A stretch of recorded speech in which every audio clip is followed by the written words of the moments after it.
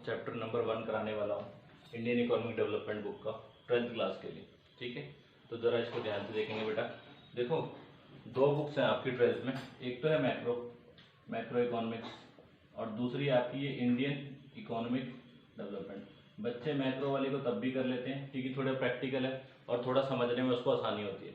Indian economic development जो है fully रट्टाफिकेशन है और रट्टा मारना उतना ही मुश्किल काम होता है जैसे याद करने में आपको दिक्कतें होती हैं। ठीक है, मेमोराइज नहीं कर पाते। इंडियन इकोनॉमिक डेवलपमेंट में यही प्रॉब्लम है कि बच्चे इसको याद नहीं कर पाते। तो देखो, इसकी भी मैं कुछ आपको ट्रिक्स बताऊंगा। रट्टे मारने की कोई जरूरत नहीं है। ठीक है, कंसेप्ट को समझोगे, इसमें क्या बातें बोली गई हैं तो वो भी समझ में आपको आएगा। ठीक है, सबसे पहला चैप्टर देखते हैं बेटा, इंडियन इकोनॉमी, भारत की अर्थव्यवस्था on the eve of independence. Independence का मतलब क्या? स्वतंत्रता का समय। स्वतंत्रता भारत को कब मिली थी? 15 अगस्त 1947 को मिली थी। ठीक है, तो उस समय हमारे देश की कंडीशन कैसी थी? तो आपको पता होगा, देखो 3 प्रकार के सेक्टर होते हैं। एक आपका एग्रीकल्चर सेक्टर होता है, एक इंडस्ट्रियल सेक्टर होता है और एक टेरेस्ट्रियल सेक्टर होता है जिसे हम सर्विस सेक्टर बोलते हैं। एग्रीकल्चर सेक्टर देश में, जब देश आजाद हुआ था हमारा, उस समय एग्रीकल्चर लोग ज्यादा करते थे। ठीक है, उस समय 72.1% लोग एग्रीकल्चर में काम करते थे। ठीक है, इंडस्ट्रियल सेक्टर बहुत कम था, मान के चलो 15% के आसपास या 13% के आसपास, और सर्विस सेक्टर 15% के आसपास था। ठीक है, ये डेटा था हमारा जब हमारा देश आजाद हुआ था। बट आज के टाइम पे पता है आपको, देखो कंडीशन सुधरी। एग्रीकल्चर कोई चीज बढ़ेगी तो कोई चीज कम भी करनी पड़ेगी क्योंकि परसेंटेज तो 100 ही होता है टोटल। ठीक है, तो एग्रीकल्चर आज की डेट में 50% है और सर्विस सेक्टर आपका 30% के अराउंड है और इंडस्ट्रियल सेक्टर भी इंक्रीज करके 20% के अराउंड। ठीक है, एक अच्छा देश वही होता है जिसमें ये तीनों चीजें बैलेंस होती हैं, एग्रीकल्चर, इंडस्ट्री और सर्विस सेक्टर। जिस भी देश में इंडस्ट्रियल सेक्टर पे और सर्विस सेक्टर पे ज्यादा फोकस किया जाएगा वहां कम बेरोजगारी देखने को मिलेगी। लाइक चाइना और अमेरिका, वहां पर भी एग्रीकल्चर होती है, ये नहीं कि वो लोग अपने खाने के लिए बाहर से मंगवाते हैं। ठीक है, लेकिन वहां पर क्या है, वहां पर इंडस्ट्री के ऊपर भी उतना ही फोकस किया जाता है जितना एग्रीकल्चर के ऊपर। हमारे यहाँ की दिक्कत क्या है, हमारे यहाँ की जो ज्यादातर जनसंख्या है वो गांव में रहती है और गांव में क्या है, गांव में लोग खेती बाड़ी पे ज्यादा ध्यान देते हैं। इसलिए एग्रीकल्चर पे पहले 1947 की बात करूं तो 72% पॉपुलेशन काम करती थी और आज की प्रेजेंट जनरेशन की बात करूं अभी भी 50% लोग एग्रीकल्चर के ही काम में लगे हुए। ठीक है, तो अब हम अपने टॉपिक पे आते हैं। मैंने आपको इंट्रोडक्शन दे दिया कि आपको क्या क्या पढ़ना है बेटा। इंडिपेंडेंस के समय आपको 3 सेक्टर पढ़ने हैं। एग्रीकल्चर सेक्टर कैसा था, इंडस्ट्रियल सेक्टर कैसा था, सर्विस सेक्टर कैसा था, इसके अलावा हमारा फॉरेन ट्रेड कैसा था। 4-5 टॉपिक्स है मेरे पास, मैं सबको डिटेल में कराने वाला हूं, तो जरा उसको समझेंगे। ठीक है, पहला टॉपिक देखते हैं, कॉलोनियल एक्सप्लॉयटेशन। एक्सप्लॉयटेशन मतलब समझते हो, किसी को एक्सप्लॉयट करना मतलब किसी का शोषण करना। जैसे जो अंग्रेज थे उन्होंने हमारे देश में क्या करा, राज करा।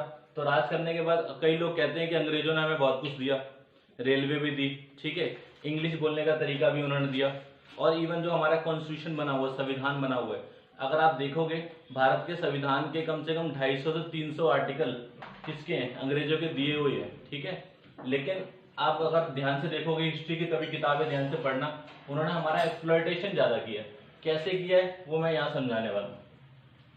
Colonial exploitation of the Indian economy under the British rule. British rule में भारतीय अर्थव्यवस्था का हनन, हनन का मतलब होगा शोषण, कैसे किया गया। तो पहले बात करते हैं, देखो किसकी, एग्रीकल्चर सेक्टर की, इंडस्ट्रियल सेक्टर की और इंटरनेशनल ट्रेड की। ठीक है, ये मैं रब कर देता हूं, समझाने में आसानी रहेगी।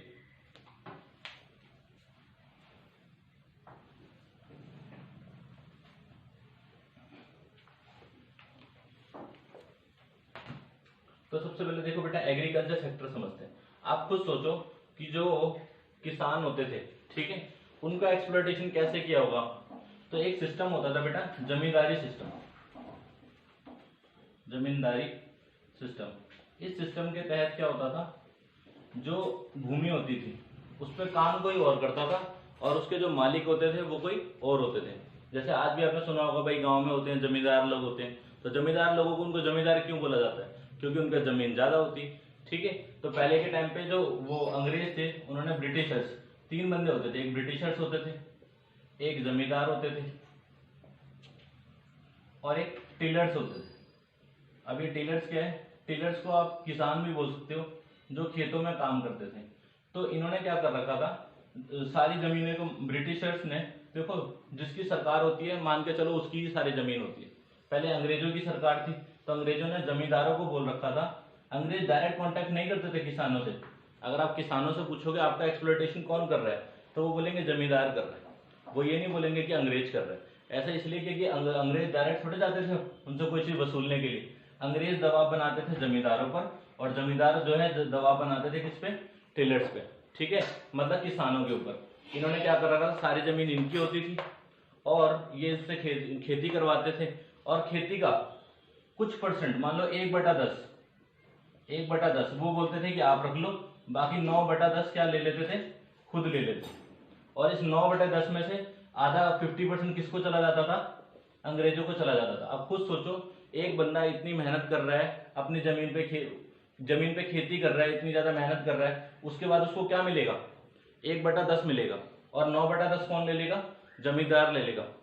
अल्टीमेटली जमींदार को भी ज्यादा बचता नहीं है, क्योंकि उसका 50% कौन ले लेता है, ब्रिटिशर्स ले लेता है। और ये चीज फिक्स है, ब्रिटिशर्स ने बोला हुआ है कि चाहे आपकी जमीन में खेती हो चाहे ना हो, हमें राजस्व चाहिए। राजस्व का मतलब उनको रेवेन्यू चाहिए, उन्होंने अपना फिक्स कर रखा है। लेकिन जो किसान है वो कहां से देगा, अगर मान लो सूखा पड़ गया तो जो टेलर्स है वो तो कुछ कर ही नहीं सकता।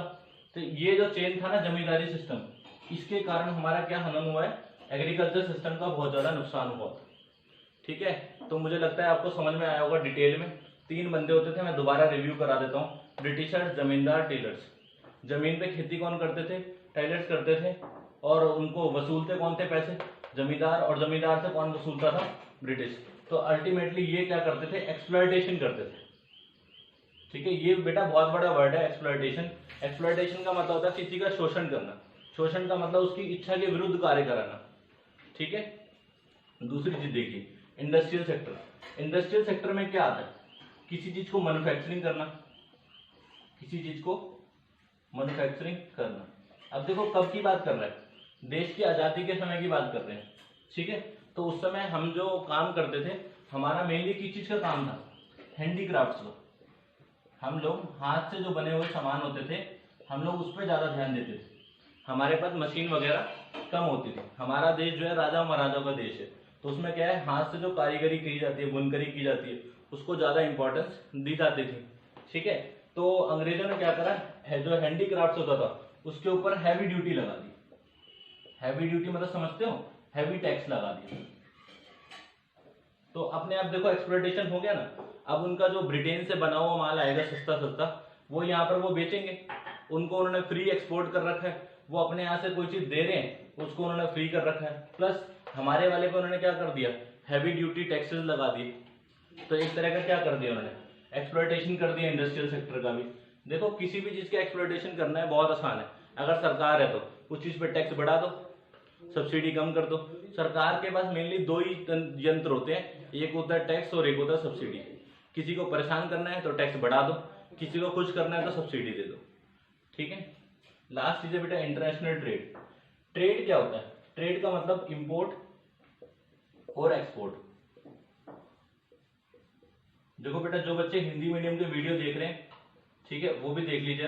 एक्सपोर्ट का मतलब होता है निर्यात, और इंपोर्ट का मतलब होता है आयात। निर्यात का मतलब बाहर सामान बेचना, एक्सपोर्ट का मतलब क्या होगा, बाहर अब सामान, अपने देश का सामान बाहर जा रहा है, और इंपोर्ट का मतलब हमारे देश का बाहर का सामान हमारे देश में आ रहा है। तो अब इन्होंने क्या कर दिया था, इंपोर्ट कर दिया था फ्री, और एक्सपोर्ट के ऊपर लगा दिया टैक्स। इसके अलावा भारत से ये लोग रॉ मटेरियल एक्सपोर्ट करते थे, रॉ मटेरियल एक्सपोर्ट करते थे। अब कई लोगों को लगता है कि इन्होंने रेलवे चला के बहुत अच्छा काम करा ब्रिटिशर्स ने। ठीक है, मानते हैं चलो थोड़ा बहुत अच्छा काम करा, क्योंकि आज भी उन्हीं की रेल लाइन चल रही है हमारे देश में, ज्यादा तरक्की नहीं हुई। ठीक है, बट मैं बताता हूँ एक्चुअल रीजन क्या था। रेल लाइन चलाने का ये रीजन नहीं था कि वो भारत के लोगों को भला चाहते थे। रेल लाइन चलाने का ये रीजन था कि वो लोग अपने व्यापार के ऊपर ज्यादा ध्यान देते थे।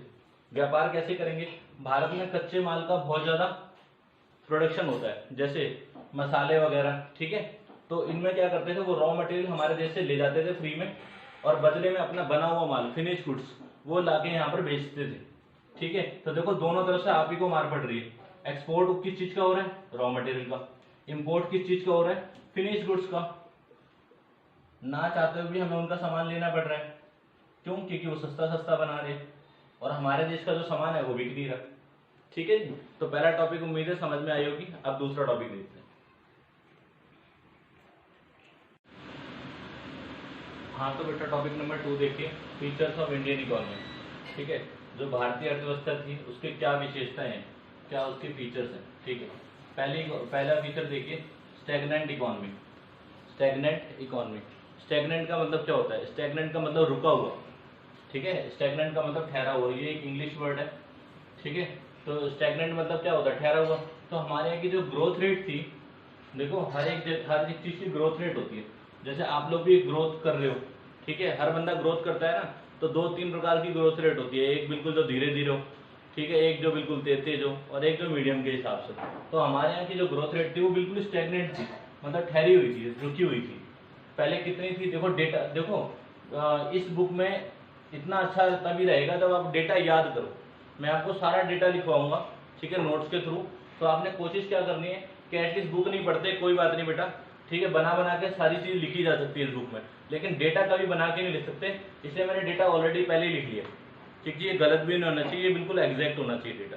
ठीक है, तो 1860 से 1945 हमारी ग्रोथ रेट कैसी थी? 0.5%। ये मैं बेटा एक बार चेक कर लेता हूँ, यहाँ पर 1945 एक बार मैं चेक करता हूँ। ठीक है, और हाँ तो बेटा ये करेक्ट है। 1860 से 1945 हमारी ग्रोथ रेट कितनी परसेंट थी? 0.5%। ठीक है, और आगे जाके 1925 से 1950 में अगर डेटा निकालें तो 0.1%। देखो 1% ग्रोथ रेट भी नहीं है, 1 का 10वां हिस्सा ग्रोथ रेट हो रही है हमारी। ठीक है, बट आज के टाइम पे देखो हमारी जो जीडीपी ग्रोथ रेट है वो कितनी? 4%, 5%, कभी कितनी भी हो जाती है। दूसरा पॉइंट देखिए, बैकवर्ड इकोनॉमी। हमारे जो अर्थव्यवस्था थी काफी ज्यादा पिछड़ी हुई थी। अब ये कैसे पता लगता है कि भाई कोई अर्थव्यवस्था पिछड़ी हुई है या कोई अर्थव्यवस्था अमीर है? डिपेंड अपॉन पर कैपिटल इनकम, कि वहां के लोगों की आय कितनी है। हमारे यहाँ के लोगों की आय कितने रुपए थी? 230 रुपए। और ये 230 रुपए एक महीने के नहीं है, ये एक साल के हैं। ठीक है, ध्यान रखना जी, 230 रुपए है सालाना जो आय थी हमारे देश की। अभी आपने जो हमारे यहाँ के बुजुर्ग लोग होते होंगे उनको तुमने कहते हुए सुना होगा 2 रुपए किलो में ये मिलता था, घी मिलता था, ये मिलता था। ये इसलिए मिलता था क्योंकि कमाते ही इतने रुपए थे। अब साल में 230 रुपए कमाते थे। ठीक है, पर कैपिटल, एक बंदे की बात नहीं कर रहा, कहीं आप पर्टिकुलर किसी के एग्जाम्पल लेने लग जाओ। ठीक है, ये पूरी अर्थव्यवस्था की बात हो रही है। और जब फर्स्ट टाइम हमारे देश की नेशनल इनकम निकाली गई थी तो वो किसने निकाली थी? दादा भाई नौरोजी ने निकाली थी। ठीक है, एक इकोनॉमिस्ट थे दादा भाई नारोजी। ठीक है, इन्होंने जब हमारे देश की नेशनल इनकम निकाली थी तब 20 रुपए थी, और इन्होंने सन 1900 पहले से पहले निकाल दी, 1900 से बिफोर 1900। अब सोच लो कि नेशनल इनकम क्या चीज होती है। पर कैपिटल इनकम आजादी के टाइम पे 230 रुपए थी, आज की डेट में कितनी है करंट में? 1,23,000 रुपए। ठीक है, ये और बढ़ती रहेगी, घटेगी तो है नहीं। ठीक है, ये डेटा सब याद रखना है आपको। करंट का डेटा मैंने इसलिए बता दिया ताकि आप लोग कंपैरिजन कर सको कि आज की डेट में जो 1,23,000 रुपए साल में कमाते हैं और आजादी की डेट में जो 230 रुपए कमाते थे, वो बेटा डेटा बराबर है। ठीक है, तीसरा देखिए, एग्रीकल्चर बैकवर्डनेस। हमारे देश में क्या थी कि ज्यादातर, मैंने ये पहले ही बता चुका ये तो पॉइंट, भाई एग्रीकल्चर बैकवर्डनेस थी। 72% पॉपुलेशन क्या थी? खेती में लगी हुई थी। तो देखो दो बातें होती हैं, एक होता है शेयर और एक होता है जीडीपी कंट्रीब्यूशन। देखो जितने परसेंट लोग, मान के चलो, देखो ऐसे ही होता है ना कि जितने परसेंट लोग जिस चीज में काम करें उतने परसेंट वो कंट्रीब्यूट भी करें, लेकिन उल्टा था। 72% पॉपुलेशन किसके काम में लगी हुई थी? कृषि के कार्य में लगी हुई थी, लेकिन वो कंट्रीब्यूट कितना करती थी सर? 50% कंट्रीब्यूट करती थी। क्यों? क्योंकि खेती के काम में ना छिपी हुई बेरोजगारी मिलेगी आपको देखने को। मान लो किसी के बंदे का खेत है, ठीक है, तो उसका पूरा घर उसी खेत में लगा होता था, लेकिन वो कमाई किसको करके दे रहा था? सिर्फ 1 या 2 लोगों को।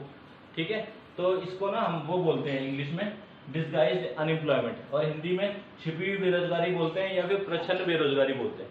ठीक है, तो ये भी क्वेश्चन बन सकता है आपके लिए कि छिपी हुई बेरोजगारी क्या होता है, जिसमें बंदा काम करता हो तो दिखाई देता है, लेकिन अगर उसको हम एक्चुअल आउटपुट कंट्रीब्यूशन देखें तो 0 होता है। ठीक है, फिर उससे अगला देखो बेटा, industrial backwardness. Industrial backward, industry में क्या आता है? मैन्युफैक्चरिंग सेक्टर आता है। ये पिछले क्वेश्चन में भी आपको एक्सप्लेन करा मैंने। इसकी बैकवर्डनेस कैसी थी? हमारे यहाँ पर मशीन नहीं थी अच्छी, ठीक है, लो क्वालिटी ऑफ मशीन थी। इसके अलावा ज़्यादातर हम किसके ऊपर डिपेंडेंट होते थे कि बाहर से हम इंपोर्ट कर लेंगे, जो भी चीज़ चाहिए होगी वो क्या कर लेंगे, इंपोर्ट कर लेंगे, ठीक है। लास्ट है हैवी डिपेंडेंस ऑन इंपोर्ट। तो जो मैंने बात ऊपर वाले पॉइंट में बोली वो नीचे अगेन रिपीट हो गई कि हम लोग किसके ऊपर डिपेंडेंट थे, इंपोर्ट के ऊपर डिपेंडेंट थे, कि मतलब जो भी चीज़ चाहिए उसको क्या कर लो, इंपोर्ट कर लो। लाइक मशीन को इंपोर्ट कर लो। और भी कैपिटल गुड्स, कैपिटल गुड्स वो होते हैं जिनका इस्तेमाल करके कोई दूसरा सामान बनाया जाता है, ठीक है। तो बेटा इनमें देखो, अगर आपको याद करना हो फीचर्स ऑफ इंडियन इकोनॉमी, मतलब ये सारे मान लो पॉइंट भूल गए, आपके दिमाग में नहीं आ रहे, सिंपल सिंपल से चीज़ें बता रहा हूँ, देखो ध्यान से। एग्रीकल्चर के बारे में बता दो, इंडस्ट्रियल सेक्टर के बारे में बता दो, फॉरेन ट्रेड के बारे में बता दो, और भी पॉइंट होते हैं, जरूरी नहीं यही लिखने, ठीक है। 3 ये पॉइंट बता दो, इंपोर्ट के बारे में बता दो, एक्सपोर्ट का पॉइंट अलग से डाल दो, डिपेंडेंस ऑन रेनफॉल लिख दो। रेनफॉल के ऊपर मतलब क्या, हमारी जो खेती थी वो कैसी थी, वर्षा के ऊपर निर्भर थी। अच्छी वर्षा होगी अच्छी खेती होगी, खराब वर्षा होगी खराब खेती होगी। आज की डेट में भी वही है, पानी ज़्यादा बरस गया तो दिक्कत, कम बरस गया तो भी दिक्कत, ठीक है। तो अब अगला टॉपिक देखते हैं। हाँ तो बेटा आगे देखते हैं, ठीक है। मैंने 2 टॉपिक आपको समझा दिए, आपको सारे टॉपिक समझ में आ जाएंगे। देखो मैं इतना डिटेल में बता रहा हूँ आपको कि कोई भी टॉपिक में समझने में दिक्कत नहीं जाएगी, ठीक है। इसके अलावा आप कोई भी चीज़ बना बना के लिख सकते हो, डेटा आपको सारा बना बनाया मिल जाएगा, ठीक है। डेटा मैं यहाँ पर लिख रहा हूँ ऑलरेडी, ठीक है। तो मुझे नहीं लगता कि किसी प्रकार की कोई दिक्कत जाने वाली है। और बेटा यदि वीडियो सभी को पसंद आ रही हो तो चैनल को सब्सक्राइब करो और शेयर करो, ठीक है। एग्रीकल्चर सेक्टर देखो, on the eve of independence. अब किसकी स्पेसिफिकली बात हो रही है, सिर्फ और सिर्फ एग्रीकल्चर सेक्टर की बात हो रही है। तो हमारा जो एग्रीकल्चर सेक्टर था वो कैसा था, लो प्रोडक्शन एंड प्रोडक्टिविटी। अब इसका मतलब क्या होता था कि हम जमीन जो खेती करते थे इतनी बड़ी जमीन में करते थे, लेकिन जो हमारा प्रोडक्शन निकलता था वो इतना निकलता था, ठीक है। जबकि यही अगर हम अमेरिका से कंपैरिजन करें, वो खेती करेंगे इतनी सी जमीन में और उनका प्रोडक्शन होता था वो इतना इतना इतना सारा निकलता था। ऐसा क्यों होता था, देखो मैंने फिगर बेस पे समझा दिया आपको। ऐसा इसलिए होता था क्योंकि हम जो है वो जो पुराने रीति रिवाज होते थे उससे खेती करते थे। पुराने रीति रिवाज का मतलब क्या हो गया, हम लोग केमिकल्स, फर्टिलाइजर्स इन सबको उस समय इस्तेमाल करना नहीं जानते थे, जिससे हमारा क्या था, लो प्रोडक्टिविटी एंड प्रोडक्शन होता था, ठीक है। लो प्रोडक्टिविटी का मतलब होता है जो पर हेक्टेयर आपका वो जो फसल हो रही है वो, ठीक है, मतलब जमीन ज्यादा होती थी और उसमें जो आउटपुट निकलता था वो कम होता था। पहले पॉइंट में ये है। दूसरा, high degree of uncertainty. Uncertainty का मतलब होता है कोई चीज फिक्स ना होना, ठीक है, मतलब अनिश्चितता। अनिश्चितता कब होती है कि कभी कभी अच्छा हो भी सकता है और कभी कभी अच्छा नहीं भी हो सकता। तो मैंने बता दिया ना पूरी भाई, जो हमारी जितनी भी खेती है आज की डेट में भी वही हालत है, वर्तमान में भी क्या चीज, बारिश के ऊपर निर्भर है। बारिश तो देखो भगवान के ऊपर निर्भर होती है, तो हमारे हाथ में नहीं होती। तो हमारी सारी जो उम्मीदें होती थी वो किसके ऊपर होती थी, बादलों के ऊपर होती थी। भाई सही बरस गया पानी तो अच्छी खेती हो जाएगी और नहीं बरसा तो नहीं होगी। तीसरा, डिपेंडेंस ऑन सब्सिस्टेंस फार्मिंग। अब ये देखो बेटा एक वर्ड है सब्सिस्टेंस फार्मिंग, हिंदी में इसको निर्वाह कृषि कहते हैं, निर्वाह कृषि। देखो अगर आप हिंदी को थोड़ा अच्छे से समझोगे तो निर्वाह जो वर्ड होता है इसका मतलब होता है गुजर बसर करना। मतलब हमारे यहाँ की देखो खेती तो 10 प्रकार की होती है, वो गेहूं चावल ये सब उगा लो, ठीक है। इसके अलावा ऐसी कमर्शियल फार्मिंग भी होती है। कमर्शियल फार्मिंग का मतलब ऐसी फसलें जो आपको ज्यादा कमा के देती हैं, लाइक काजू हो गया, ठीक है। और इसके अलावा आपने पहले नील की खेती के बारे में पढ़ा होगा, ठीक है। तो वो सब क्या होती है, वो कमर्शियल फार्मिंग है। लेकिन हमारे देश के लोग किस पे विश्वास करते थे, सब्सिस्टेंस, मतलब सिर्फ इतना ही प्रोडक्शन करते थे जितना उनके लिए जरूरी होता था, कमाने के पर्पज से खेती नहीं करते थे, ठीक है। तो इसमें क्या होता था, इससे उनका नुकसान ही होता था। चौथा, स्मॉल एंड फ्रैगमेंट होल्डिंग्स। देखो वीडियो बेटा ज्यादा लंबी बन जाएगी इसलिए मैं थोड़ा स्पीड में समझाता हूँ, ठीक है। स्मॉल एंड फ्रैगमेंट होल्डिंग्स में क्या होता था, हमारे यहाँ पे जो जमीन बांटने का सिस्टम है वो बड़ा बेकार है। कोई फादर होता है, अब उसकी मान लो वो बड़ी सी जमीन है, ठीक है। आपको देखो शहर वाले बच्चे हो, तुम्हें शहर के हिसाब से समझाते हैं, ठीक है। एक बिल्डिंग है उसके 3 फ्लोर है, ठीक है। अब एक फादर होते हैं पहले से, तो उनके पास तीनों फ्लोर होते हैं, बट मान लो अब उनके 3 बच्चे हैं, तब वो क्या करते हैं, आगे जाके 1 2 3 करके बढ़ जाते हैं, ठीक है। अब जब इनकी मैरिज हो जाएगी तो इनकी जमीन थोड़े बढ़ जाएगी। बच्चे कभी जमीन खरीद नहीं पाते लेकिन टुकड़े बड़ी जल्दी कर देते हैं। अब मान लो पहला फ्लोर है, अब उसके भी 2 हो जाएंगे बेटा आगे जाके, ठीक है। तो ये ऐसी खेती में भी होता है। खेती में क्या होता है कि वो जो खेत होते हैं वो बड़े थे पहले, अब वो बटने के बाद छोटे छोटे हो गए और बट गए और छोटे हो गए। तो आप खुद सोचो कि छोटी छोटी जमीन में खेती करेंगे तो फिर आउटपुट क्या निकलेगा। ठीक है, अगला टॉपिक देखते हैं। हाँ तो बेटा अगला टॉपिक देखिए, टॉपिक नंबर 4। ठीक है, अभी हमने क्या क्या पढ़ लिया, देश के जो स्वतंत्रता के समय कैसी स्थिति थी वो पढ़ लिया। ठीक है, एग्रीकल्चर सेक्टर पढ़ लिया, फीचर्स पढ़ लिए। अब हमें क्या देखना है, इंडस्ट्रियल सेक्टर देखना है। पहला पॉइंट है बेटा डिस्क्रिमिनेटरी टैरिफ पॉलिसी। डिस्क्रिमिनेटरी का मतलब होता है भेदभाव, टैरिफ का मतलब टैक्स। हमारे यहाँ का जो टैक्स, जो अंग्रेजों का टैक्स सिस्टम था वो कैसा था, भेदभाव वाला था। वो इम्पोर्ट और एक्सपोर्ट दो बातें होती थी बेटा। वो जो हम एक्सपोर्ट करना चाहते थे उस पर ज़्यादा टैक्स लगाते थे, और जो वो हम इंपोर्ट करते थे वो हम सस्ता करते थे। ठीक है, तो उससे उनका माल सस्ता होता था, हमारा माल महंगा होता था। इसके अलावा जो वो रॉ मटेरियल ले जाते थे, ठीक है, तो रॉ मटेरियल वो क्या था, सस्ते दामों में ले जाते थे। रॉ मटेरियल सस्ते दामों में ले जाते थे, तो डिस्क्रिमिनेटरी भेदभाव होता था हमारे साथ। Disappearance of princely codes. तो देखो इंडस्ट्रियल सेक्टर जहाँ पर किसी चीज़ की मैन्युफैक्चरिंग हो रही है, मैन्युफैक्चरिंग कब करेंगे, जब किसी चीज़ की डिमांड होगी। पहले हमारे देश में देसी रियासतें होती थी। देसी रियासत का मतलब ये हो गया, राजा महाराजा होते थे, तो वो उनको बड़े शौक होते थे, वो कभी कोई चीज़ बनवाते थे, कभी कोई चीज़ बनवाते थे। ठीक है, अब बट क्या हुआ, जब वो धीरे धीरे गायब हो गई, पूरे देश में किसका राज हो गया, अंग्रेजों का राज हो गया। तो अब प्रिंसली कोर्ट्स गायब हो गई, तो जो उनका हैंडीक्राफ्ट का काम था वो पूरी तरीके से बैठ गया लोगों का। तीसरा, competition from machine made product. अब हमें देखो कंपटीशन जो है ना, ये बहुत अच्छी चीज होती है, अगर अच्छे तरीके से करें तो अच्छी चीज है। जबकि हमारे साथ क्या था, कंपटीशन तो था, लेकिन हमारा कंपटीशन मशीनों से था, इंसानों से नहीं था। ऐसा नहीं था कि भाई हमें वो इंग्लैंड की लेबर और हमारी लेबर के बीच में कंपटीशन हो रहा हो। हमारा कंपटीशन किससे हो रहा था, मशीनों से। और मशीन आपको पता है कि मशीन ज्यादा प्रोडक्शन करती है। हाँ तो बेटा अगला टॉपिक देखते हैं। ठीक है, टॉपिक नंबर 4 है आपके पास, इंडस्ट्रियल सेक्टर। तो मैं देखो यहाँ तक समझा चुका था आपको, competition from machine made products. ठीक है, अगला है बेटा new patterns of demand. New patterns of demand. अब ये क्या होता है, देखो समय समय पर जो डिमांड का तरीका होता है वो बदलता जाता है।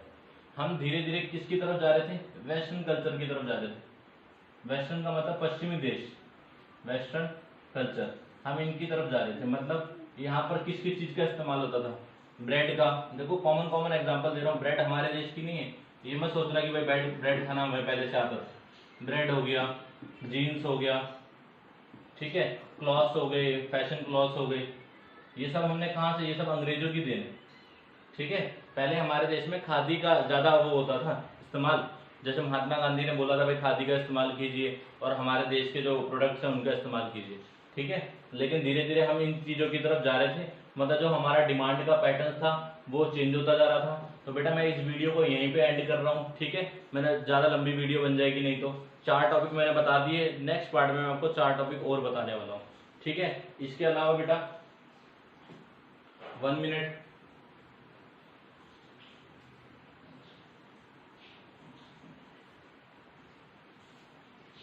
देखो एक बार जरा क्विक रिकैप करते हैं, आज हमने क्या क्या पढ़ लिया। पहले हमने पढ़ा था Indian economy on the eve of independence.